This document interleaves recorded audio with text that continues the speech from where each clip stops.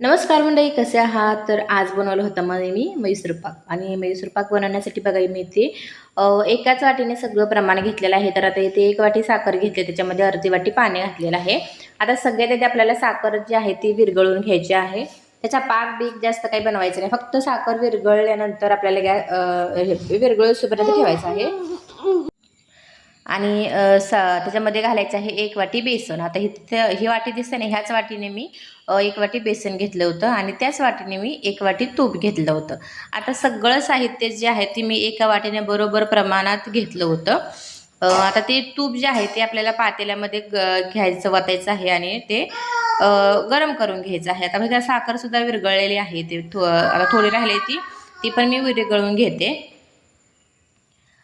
आणि आता साखर विरघळल्यानंतर जे आपण बेसन घेतलं होतं ते थोडं थोडं असं करून मिक्स करून घ्यायचं आहे बेसन. त्याच्यामध्ये गुठळ्या होऊ द्यायच्या नाहीत अजिबात. हे बघा, असं आता पूर्ण जे आहे ते साखरेमध्ये बेसन चांगलं मिक्स करून घ्यायचं.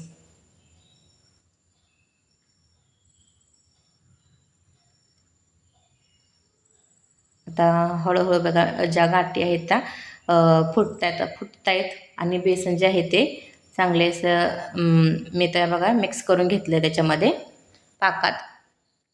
हे बघा तुम्हाला दिसतंय आता. आणि एका साईडला आपल्याला तूपसुद्धा गरम झालेलं आहे. तुम्ही तुपाऐवजी तेल घ्या तरी चालेल. आता माझ्याकडे तूप होतं म्हणून मी तूप घेतलं होतं.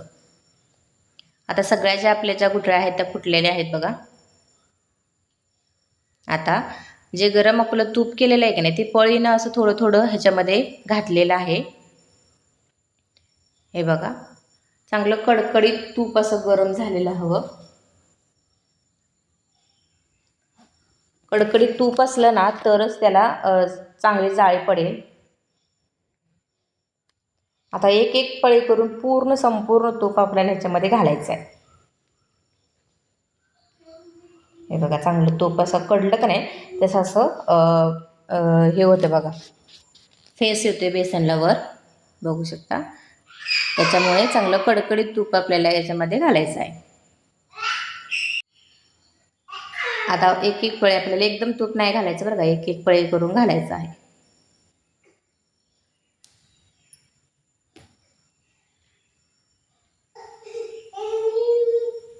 हे बघा आता दिसते तर खूप छान आणि व्यवस्थित जसं मी मैसूर पाक खात तसं सेम मी केलं होतं.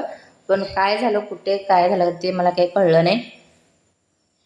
आता बघू शकते तेच हळूहळू करून जे आहे ते मैसूर पाकला चांगली जाळी पडत आहे.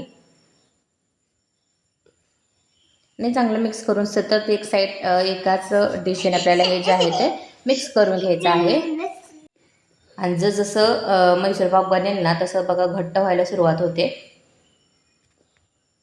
आता जे थोडं अजून जे उरलेलं आहे ते तूप सगळं घालून घ्यायचं याच्यामध्ये.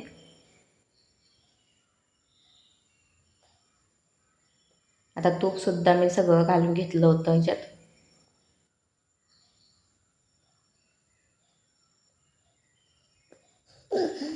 हे बघा, आणि आता खूप म्हणजे एकदम म्हणजे ते सगळं झालेलं आहे चांगला. आता कलरसुद्धा बघा त्याला चांगला आलेला आहे. आता जो मैसूर पाक आहे तो पटकन मी एका भांड्यामध्ये काढून घेतलेला आहे.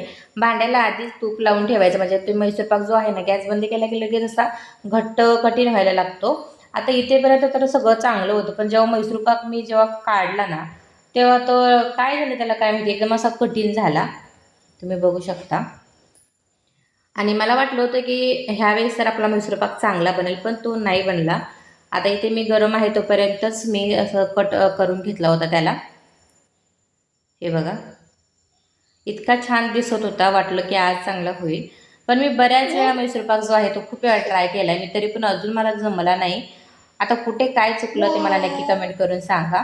हा व्हिडिओ मी अपलोड नव्हते करणार, पण म्हणलं की आपले जर कुठे काही चुकलं असेल तर तुम्ही ते सांगचाला, ह्यासाठी मी हा व्हिडिओ अपलोड करत आहे. आता बघू शकता मी ते वड्या काढलेल्या आहे, जरी निघताना पण तर अजिबात निघत नव्हत्या. खूप मुश्किलने त्याला मी काढलेलं आहे. आणि हे बघा, तसं झालं, चांगला बऱ्यापैकी झाला होता, पण जसा मला पाहिजे होता तसा तो मैसूर पाक बनला नव्हता. जाऊ दे, व्हिडिओ तुम्हाला आवडला तर लाईक करा.